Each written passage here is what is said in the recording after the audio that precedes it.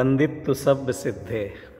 कल हमने समय सार संदेश के अंतर्गत 19वीं गाथा के आधार से यह चर्चा की थी कि शिष्य ने आचार्य देव से प्रश्न किया कि यह जीव अज्ञानी कब तक रहेगा।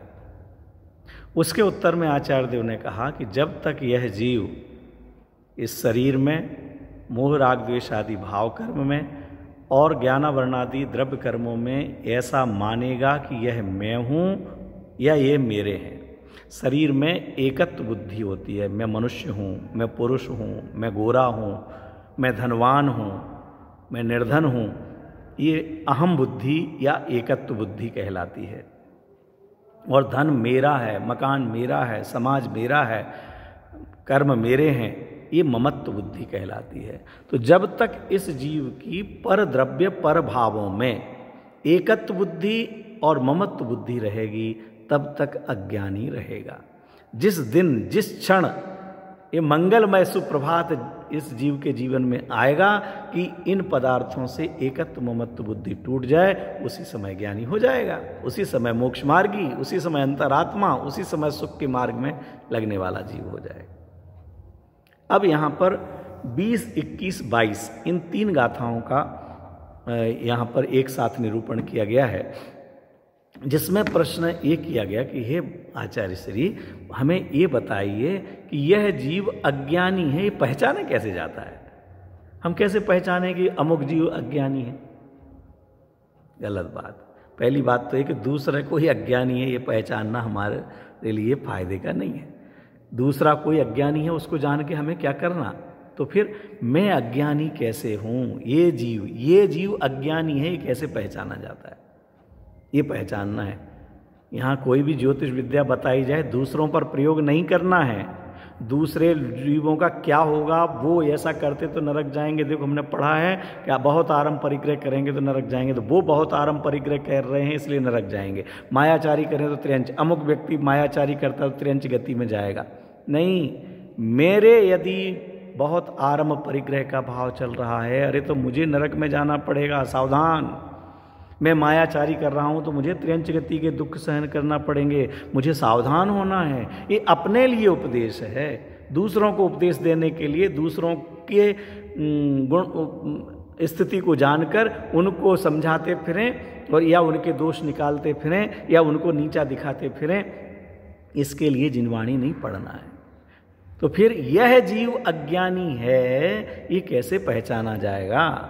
तो आचार्य देव कहते हैं 3 प्रकार के पदार्थों का यहाँ वर्णन किया, सचित्त, अचित्त और मिश्र।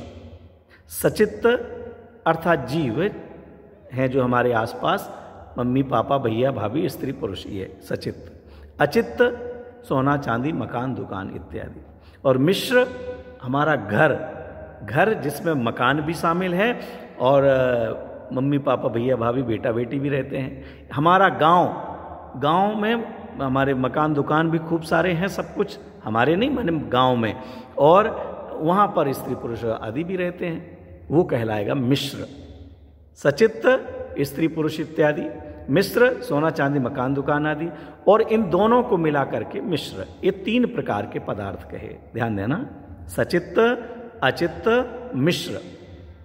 अब कहते हैं कि अज्ञानी जीव सचित्त अचित्त मिश्र इन 3 प्रकार के पदार्थों में यह मेरे थे, मेरे हैं, मेरे होंगे, मैं इनका था, मैं इनका हूं, मैं इनका होऊंगा, ऐसी तीनों काल संबंधी मिथ्या मान्यता करता है।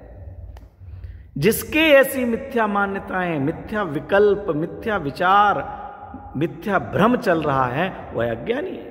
पहचान लो। क्या कहा? अज्ञानी है, ये कैसे पहचाना जाए?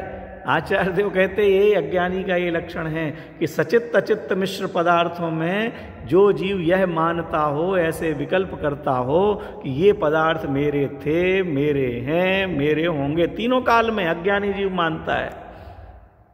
मैं पहले उस गांव में रहता था, अब मैं यहाँ रहता हूँ, ये मेरा गांव है, मेरा गांव पहले द्रोणगिरी था, अब मेरा गांव उदयपुर है, अब मैं जाकर के अमुक कोई और नगर में जाकर के रहूँगा, वो मेरा गांव है, ये मेरा मकान था, मैं सब 5 साल उसमें रहा हूँ, अब तो नहीं है ना, वो मेरा मकान, फिर भी मेरा मकान, अब मैं इसमें रह रहा हूँ, ये मेरा मकान, अब मैंने विचार किया कि उस कॉलोनी में वो वाला फ्लैट खरीदने वाला हूँ, वो मेरा है, ये रिश्तेदार मेरे थे, वो मेरे मित्र थे, ये मेरा मित्र है, वो उससे मेरी मित्रता होगी।